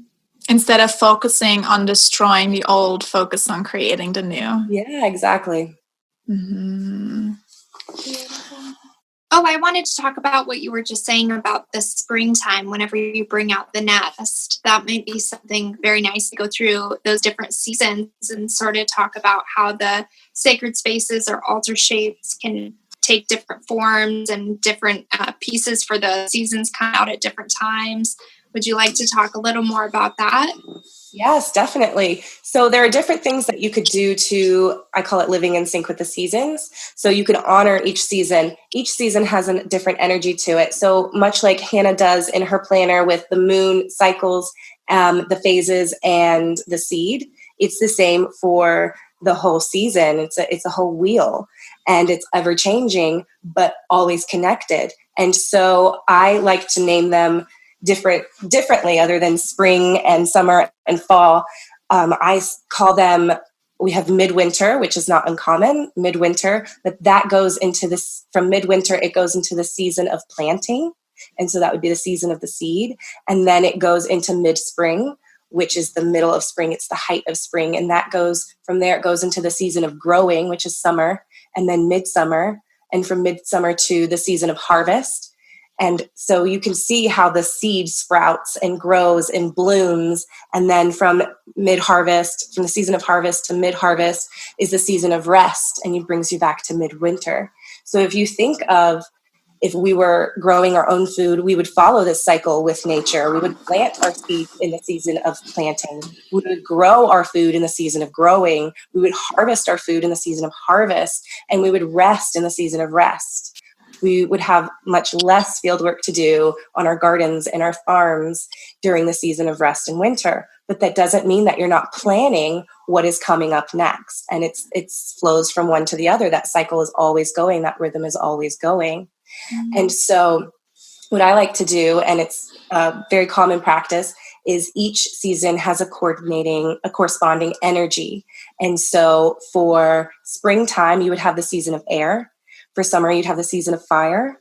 For fall, you have the season of water, and for winter, you have the season of earth. So they each correspond with an element. So you could then decide, let's say, springtime, season of air. Bird is definitely an air creature. And so that bird's nest, not only does it represent fertility and eggs, which is the deep meaning that it had for me, but it also represented the element of air. And so if you are smelling a flower, you're able to do that through the element of air. And so you might bring those flowers in on your altar in your sacred space in the springtime. And then in the summer, which is the season of fire, you might do something that, like a sunflower, represents fire to you, represents the sun. You might have a cauldron, which on your altar in your sacred space, which also helps bring in that fiery energy. And you would also use that in your manifestation. So in the season of planting, we need to start things. But in the season of growing, we need to grow them, and we need to use that fire energy, that spark, to make it really happen. And in the season of harvest, where that's the element of water, depending on how you connect to the element of water, maybe those are seashells, maybe those are river stones, maybe that's a little vial of water or bottle of water from a sacred space or sacred place to you, a river or a stream. And you bring that into your manifestation as well. But we also know that that's when we're harvesting the things that we planted and the things that we grew. And then the season of rest, it's the winter. It's the time when we want to turn in. It's a time when we want to explore the dark side of things, or we just want to take it easy. But that doesn't mean that we're not planning for the season of planting. And so with the season of rest or winter, you have the element of earth. And so that might be a matter of, I think of earth like caves. And I think of, meditating and something deep and very grounding. And so maybe there's a stack of stones you place on your altar, and that represents the season of earth, or maybe salt or actual soil or earth represents that deep, that going inward aspect. And then using that again to manifest or draw in whatever you want. And again, making those plans for the season of planting. And it just keeps going on because our life keeps going on and on. Mm-hmm. We like to think of our Gregorian calendar. I really do not like a Gregorian calendar. I do like a lunisolar calendar. But it doesn't make sense, because you can't put that on a square. You can't put a spiral on a square. You can't put a circle in a square, and it flows from one to the other and makes sense to our modern brains, where we want to control it. Yes, and we've talked about the Gregorian calendar on this podcast a few times, and it's just so hilarious to me too. But if anyone would look at it now to think that that's like a sustainable system, some months are 30 days, some are 31. Sometimes every few years, this month just has 28 days or 29, and it's like it doesn't make any sense really logically, but it's just put into place. And King August or Emperor August, whatever he was, he just wanted to have his own month because he was the royal person and he wanted to have his own. And that's why we have August. And I feel the same way. I mean, it's great for, to be able to have dates and connect with people around the world, obviously. Right. You can't be the only one. You have to coordinate with the rest of the world. Exactly. And it's definitely, I feel like it's definitely a little bit easier than back in the day where we said, okay, let's meet in 3 full moons on, it's a little more direct and exact, more of that masculine energy. But at the same time, I love to combine the two and actually go from moons to moons, like from one new moon to the next new moon, and then through each of the seasons. And it's also part of why we are actually so disconnected from nature. Absolutely. There's this whole initiative of people who have created an organization who want to take out the Gregorian calendar and bring in the solar lunar calendar. Mm-hmm. And it's going to be 13 months because there are 13 moons in each year. And it's one of their missions too, where they say, this is part of why we feel so disconnected from Mother Earth and from our own inner nature and from our own divinity as well, because it's almost like we've been put on this other kind of frequency that is disharmonious to what is going around us. So we feel that disharmony inside of us. We feel that disconnection, that confusion, that chaos inside of us. But when we do realign our vibrations with the vibrations of Mother Earth, that's when we start feeling more at peace within ourselves as well. Absolutely. It definitely creates a disconnect. Not that long ago, people always followed a solar or lunar or both calendar. That was the way to track time. So the solar day is the longest form of timekeeping. It dates back to Neolithic. There's archaeological evidence that shows people tracking the sun through one specific point in time. And with what we do today, we're hard pressed to actually see the moon if we don't make an effort to do it. We wouldn't see it if we didn't mark it on our calendars, or someone told us, hey, there's a full moon, go look at it. Many of us wouldn't make that connection of where the moon phase is or where the season really is. So Hannah, you and I think have talked about this, where there's not really 4 seasons. There's 8, or I like to call them shifts and pauses. So we shift at the beginning of the season. So you might say Imbolc, or the earliest stirrings of spring, which happen in February. I call that the season of planting. That is shifts into the season of planting. And then we pause for mid-spring. So those are your equinoxes, where things pause, and you pause and honor that pause. And we don't often have that, but yet we still make winter preparations. We still do spring cleaning. We still have summer activities, and we still have winter celebrations. So these are these things that harken back to ancient times, harken back to prehistory, harken back to our earliest ancestors before there were ever any cultures to separate us. And even what people did for survival. Yes. And even now moving into Easter, I mean, Easter stems from the goddess Ostara, and that's why we, have bunnies and eggs. Right. And it's all about the fertility that we are preparing ourselves, that season of spring, and bringing in the growing or the planting season of allowing ourselves to try new things and expand ourselves and birth new things into the world. Yes. So I think recognizing that cycle is sort of the first step. And I talk a lot about it in my guide, Living in Sync with the Seasons, where I encourage people to learn about different practices and cultures and how they've done it as an example, but to take a phenology wheel or to create your own seasonal wheel and to name the moons yourself and to name the seasons yourself, so that you're actually living in sync with them. You're actually relearning how to live in tune with nature. Beautiful. I'm curious if you can speak on that a little bit more whenever you say about people naming the moons and things themselves. In what way are you talking? What do you mean? Sure. So many of us will say in the United States, we are familiar with the names of the moons based on the source is probably the Farmer's Almanac.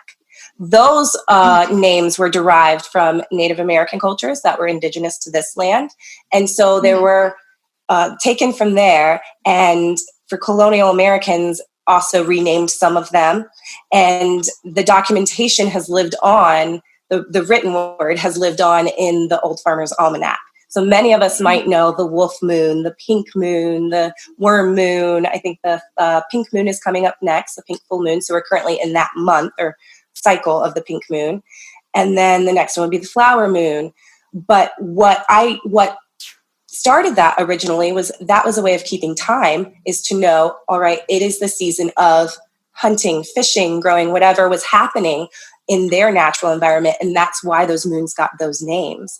So for me, I've moved all over the world and from coast to coast of the United States. And so I have named the moons based on my experiences. So I might have some that correlate with the East Coast when I lived there. So I have the pink egg moon is what I call it for the cycle we're currently in. And that's because I have fond memories of certain flowers in my grandmother's yard that were pink. I have fond memories of she had ducks, so collecting duck eggs. And so those associate with that particular time, that particular month. And so another one is that I have monsoon moon, which is because I'm here on the West Coast now, we have monsoon season. And because I've been here for almost 3 years, I've renamed that moon the monsoon moon, because that's where I recognize the time that we're in is the time of the monsoon season. And so that's something that, again, our earliest ancestors did, but was carried on through verbally and through stories and from indigenous cultures and Native Americans here. And then we only know most of what we know today because of that, because the Old Farmer's Almanac put it into print and still circulates it today. I love that. What a beautiful practice. Yeah, wow, that really opens my eyes in a different way to start really asking myself what's circulating during certain times and tracking it. Absolutely. Yeah, so I definitely encourage everyone to, through that practice, you're going to get very in tune with nature. And naming things yourself is going to really bring you to a whole nother level and perspective.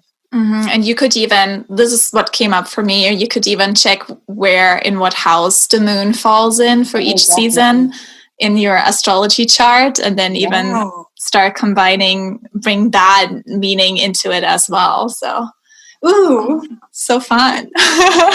It's so many dynamics to play with this. Yeah, when you really think of all the different aspects, but somehow they all sort of come together in this spiral or this swirl. I like to think of it, the DNA double helix, which is like a double spiral. I think of it like that. You have the earth seasons and cycles, and you have the moon spiraling alongside each other, and it goes on forever. Yes, and I love that, Britt, you just mentioned it. It's a play, like it's something to play with. It's not, we don't have to be so hard on ourselves. I think sometimes with like zero waste and being very sustainable, we can be sometimes super hard on ourselves too, and super critical in it, and trying to be perfect at it, but always like remembering this, like why are we doing it, and how can we make it sacred, and how can we also forgive ourselves for wherever we're at in this moment and honor where we're at, and then allowing ourselves to see, how can I bring more of that sacredness into my life? How can I honor Mother Earth on a deeper level and have lower impact or lower waste, because I am honoring it, not because I am fearful or I want to be perfect in it, but more like it is part of my sacred ritual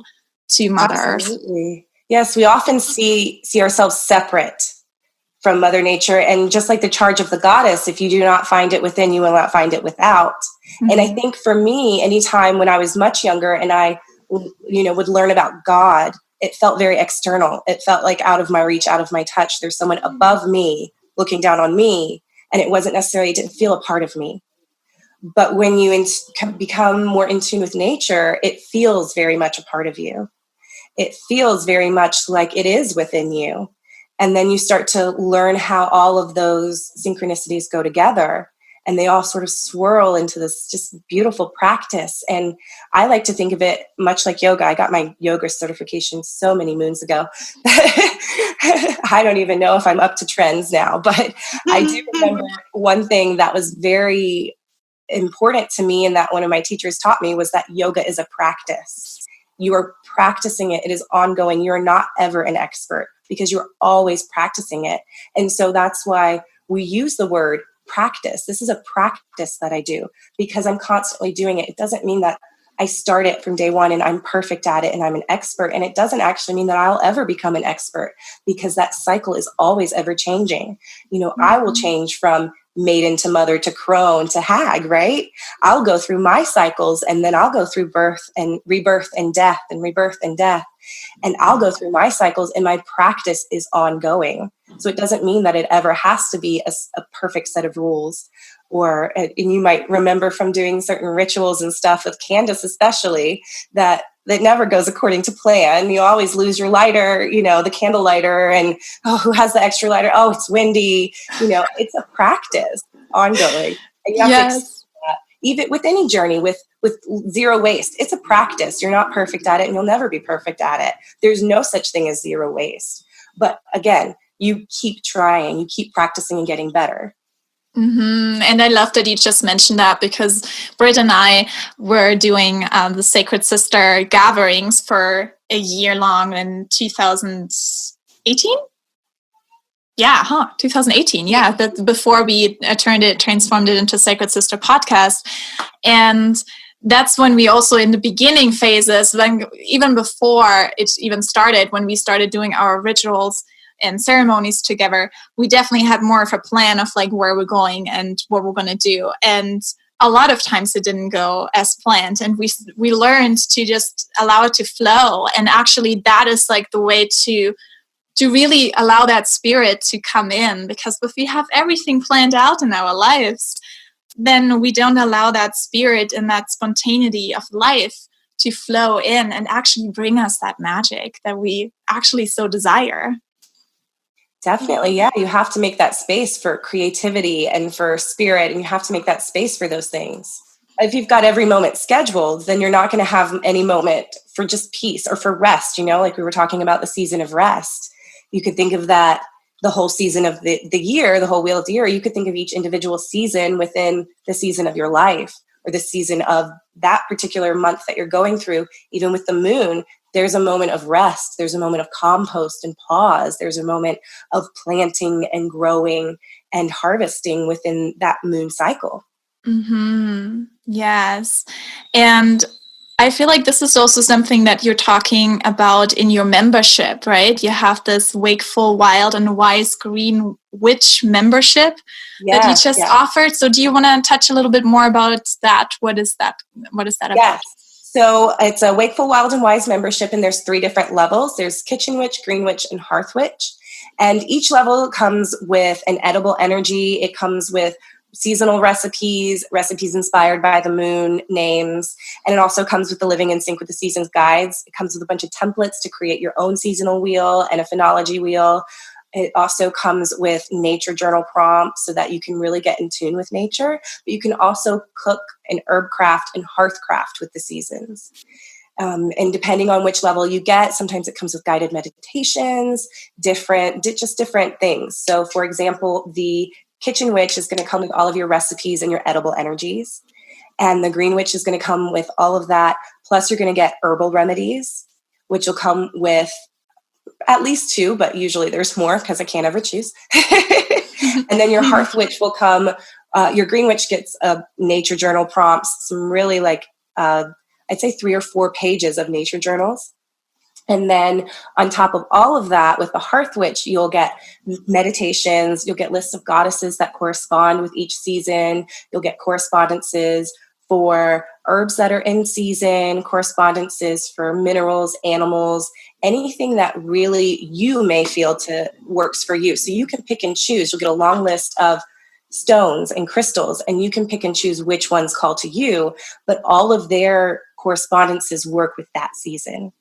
Mm-hmm. And then with Hearth Witch, you'll also be getting your hearth crafts. So those are things that I like to think of them almost like nature coming inside. So they're natural home decor or natural energy objects. So maybe with one of them, the next one that we're doing, we're making besoms. So we're making brooms, and we'll go out in nature and select your items that have already fallen, the stick that has already fallen from the tree. Or if you have to pick a flower, you're saying thank you and offering your gratitude, you're giving back to that plant. So it teaches that practice from beginning to end, where you make your incense, you harvest it, you learn about those herbs, you dry them, you create your incense, and then you learn to use them. So that's an example of a hearth craft. Or with the besom or the broom, you'll go out and choose your stick, you'll go out and choose your brush that you use to create the brush of the broom, and you'll learn about the energies. So different trees, different woods have different energies,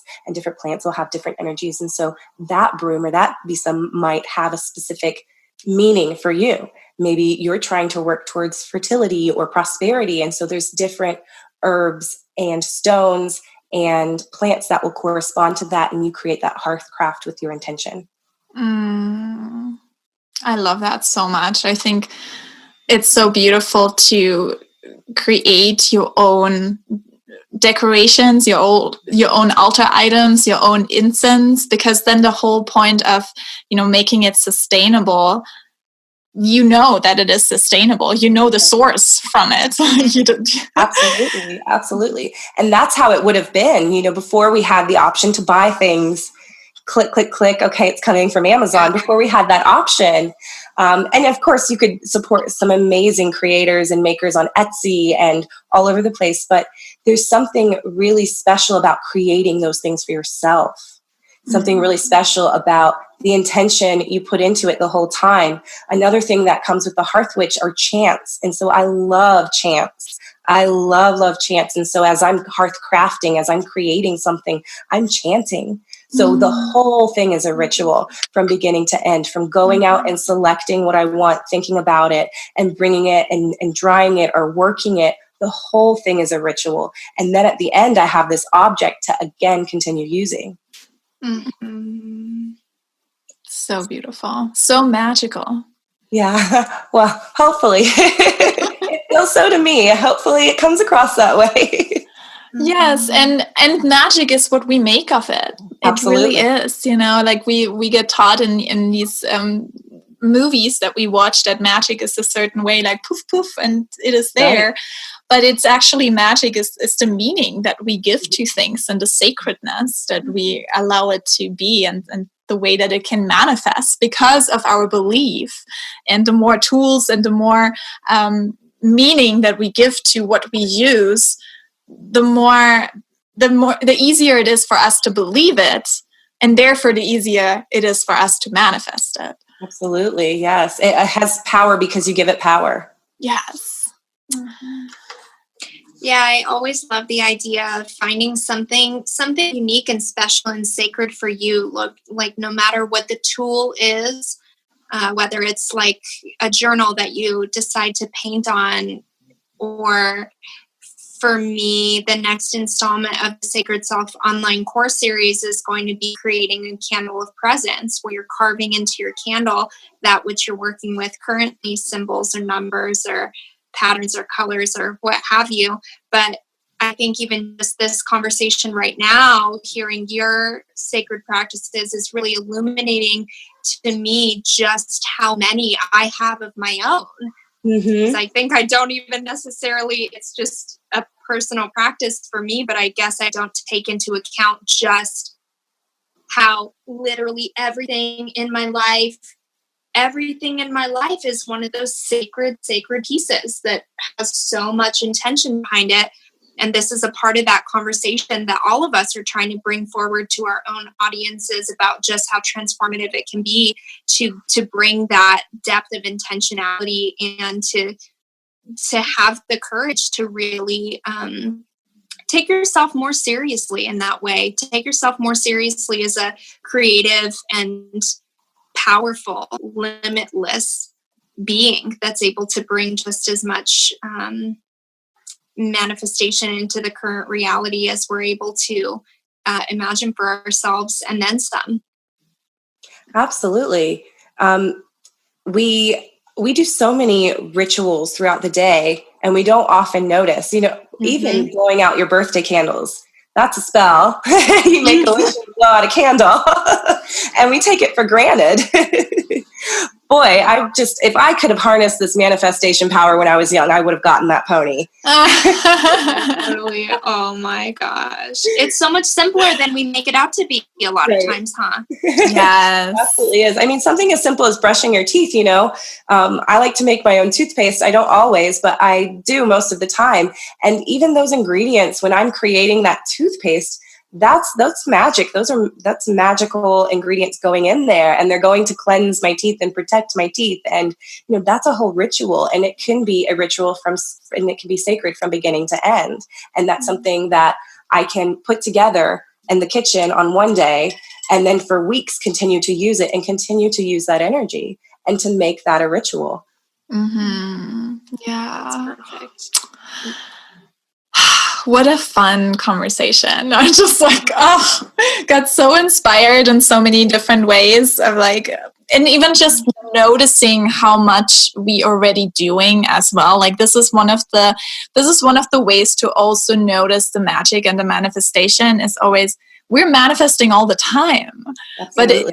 But at the moment, what we have in our life now and where we're at, we've manifested. And even if we've never done any manifestation practice consciously, we still manifested it. and to make it more conscious, the way that the things that we do on a regular basis, that's when we start bringing in more of that magic and normalize that magic more, and allowing ourselves to see ourselves as a leader of our life, as a co-creator of our life. I actually have a poem in the beginning of my seasonal living guide that it starts with, the witch starts the day, a candle is lit, and peace and gratitude in meditation she sits. And it continues to go on, and it explains how the whole day is sacred. And at the end it says, the witch lights a candle, in her bath of water she begins to cleanse away, or in her bath at the end of the day, in her bath of salt and water she begins to cleanse away. Another candle is lit, and only gratitude remains. So the whole poem, it's a long poem, but it takes you from the morning to the end of the day. And it explains how every moment is sacred for that witch, because she's a wise one. I'd love to look that up. Do you know what that poem is called? Oh, I wrote it. Do you want me to read it to you? You wrote the poem? I did. When I was young. I can't wait to read it. If you can find it, I really invite you to share that with our audience. I'd really love to hear that. I'll pull it up real fast. I'm right here. If my computer will go as fast as my mind. Okay, so it's titled, Walking the Wheel, Dancing the Spiral. The witch starts the day, a candle is lit. With peace and gratitude in meditation she sits. She tunes to the universe by the cycles of the moon. She sweeps out the old to make way for the new. She sweetens the air with herb and incense. The smoke carries her prayer by the power of all elements. The hearth fire burns bright as she sits with candle, book, and bell, only invoking love and light when she works her spell. Weaving a higher consciousness like a delicate fabric, lifting the veil of darkness, she works her magic. She makes the seasons festive and fun, marked by grand feasts of celebration to honor the sun. On the full moon, in a sacred space, she draws down her divine power and a place between places and an hour between hours. When the sun is low and the witch ends her day, in her bath of salt and water, she begins to cleanse away. Another candle is lit, only gratitude remains. Do you remember how old you were when you wrote that? I was probably 19 when I started it. And I want to say I had heard a song or something that sort of inspired it somewhere. And it was just one or two lines that I had kind of copied down and reorganized them. And then over the years have added more and more until it's the whole page now.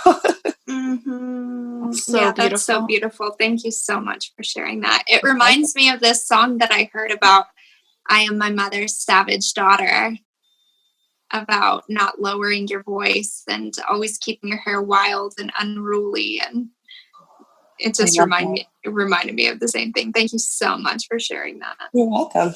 I think it's such a beautiful way to end our magical journey that we went on today as well.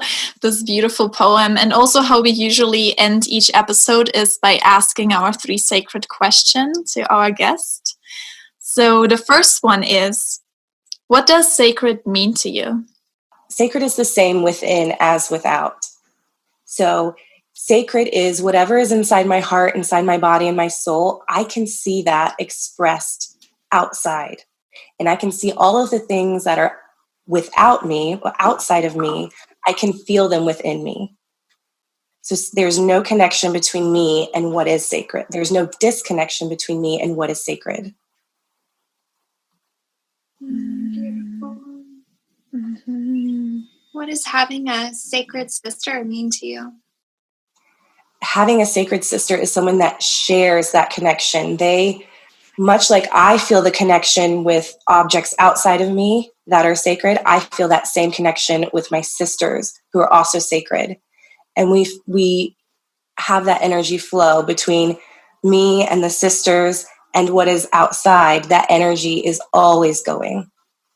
And so we can share that. If one of us is having a hard time, we're all connected. We're all flowing and sharing that energy. So we can come together and we can, refresh or replenish if someone's having a hard time, or we can lift someone up and celebrate them because that energy is always going. Mm-hmm. And last one is, what are some ways that you make something mundane or normal into something magical or sacred? Spend time with it. Give that seed the time it needs to grow. So we're so used to being in a rush and hustle in a hurry that we don't often give that seed time to grow. So whatever it is that you're trying to nurture or nourish, give it that time. If I want to learn about the element of earth, give it time. If I want to learn about the ingredient of salt, give it time. Yes, give it time. So fun. And this is also with Mother Earth. I mean, we're literally giving her time right now. For sure, absolutely.